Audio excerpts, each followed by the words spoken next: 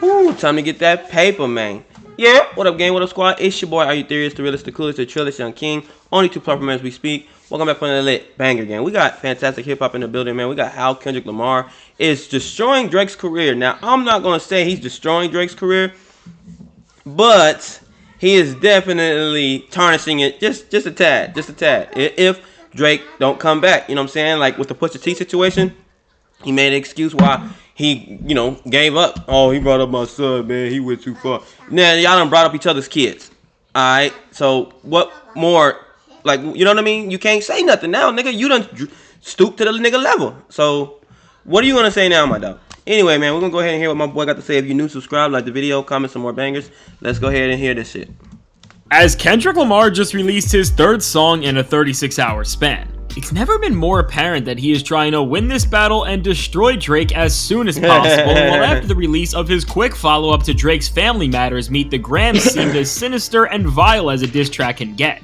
Kendrick has not stopped there, as with his latest diss record Not Like Us, he's not just responding to some of the biggest claims and narratives that Drake tried to run with on his latest move in this beef, but after destroying Drake to his own family. Here he puts him on a platter to the entire music industry and specifically the people who have been arguably the most integral to his success. But before we can understand how Kendrick was able to attack Drake from yet another angle, we need to look at what Drake did to set up yet another diss from Lamar in the first place. Now on Family Matters, amongst many of the insane claims and accusations Drake threw Kendrick's direction, one of the ways he tried to shut down Kendrick's credibility to even be in this situation was by shouting out West Coast artists who he feels really represent the area and are about the life that is often portrayed in so much of the music from the region, and as Drake specifically highlights artists like Chris Brown and YG as being authentic West. He even said CB. Chris Brown is from Virginia, nigga. Like, you feel me? Like, what are you talking about? No, that don't count. Now, YG, cool. The Game, cool. But Chris Brown, first of all, he ain't even no real blood, bro.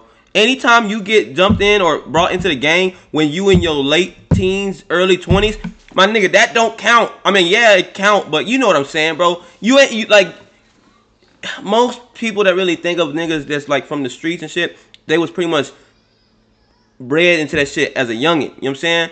When you a teenager, late teens, you kind of smart enough to make your own decisions, my nigga. Go get a job. Go to the army. You don't got to join the gang, bro. Like, you know what I'm saying? You up to that point, you had a choice. You know what I'm saying? Chris Brown had a choice. He was a fucking musician, bro.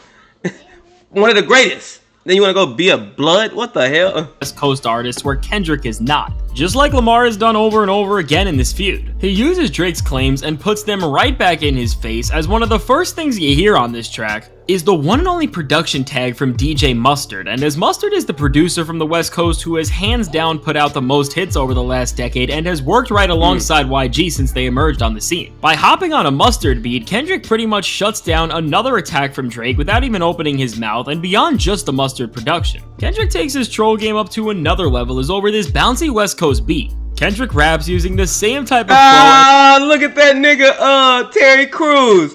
That's funny as fuck. Rhyme scheme pattern. My bad. What is that? What video is that? That are synonymous with Bay Area MCs like E40. So with all the musical optics set up here to throw Drake's words right back in his face. When it comes to Kendrick's performance, he has all the power to come at Drake in every single way that one possibly can, and we're not even a full 24 hours before this. He released a cut that between its writing and instrumental was genuinely horrifying and eerie because of how personal and layered it got. He takes a hard turn as he shows us firsthand how versatile he is as here. He is dissing Drake within the confines of a traditional West Coast banger, and when it comes to what Kendrick throws at Drake, he doing that crip walk. I like when them niggas do that shit, bro. He wastes no time in this track getting right back to this lyrical annihilation that he has been pulling off throughout all of his recent releases, as he doesn't just mock the fact that Drake is on his last legs, but he comes at him through more shocking angles that don't just continue to push sentiments, but change the way we view Drake as a whole. Now, to flex every single lyrical muscle he has, Kendrick makes this diss a lot more humorous in tone as opposed to the more vengeful anthems before it, and this indicates that Kendrick is both getting more confident in ending this beef once and for all,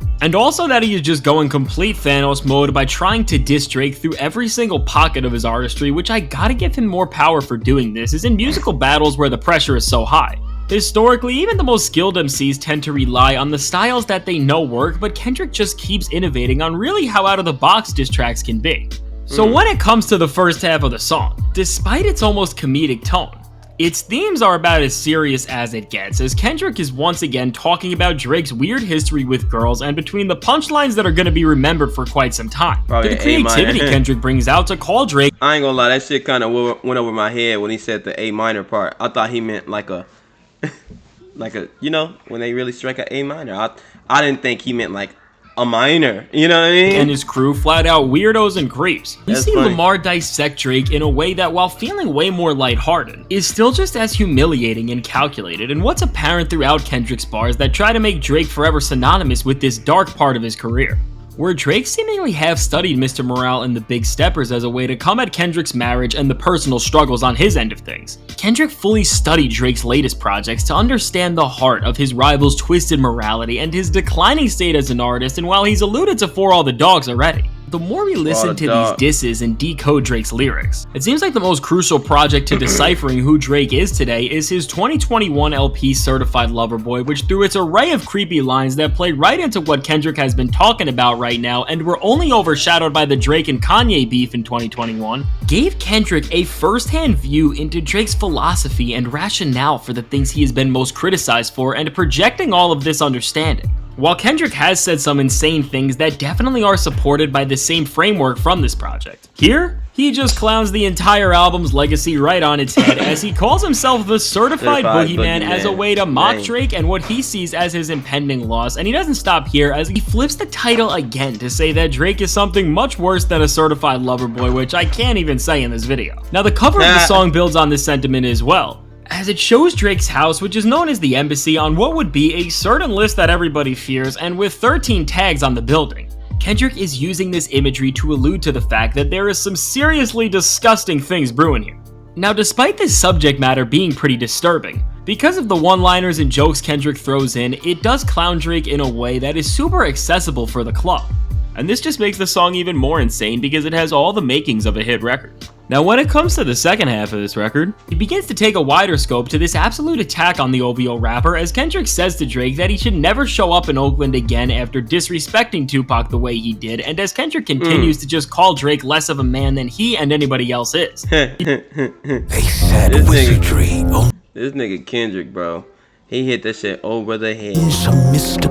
He delivers a combination of memorable punchlines and name drops that either tease him or just straight out hurt his image, with some major bars focusing on the fact that Drake betrayed his own mentor Lil Wayne as he went after his— Bro, I didn't even know it. Like, that must have went over my head, bro. I didn't even know he said that.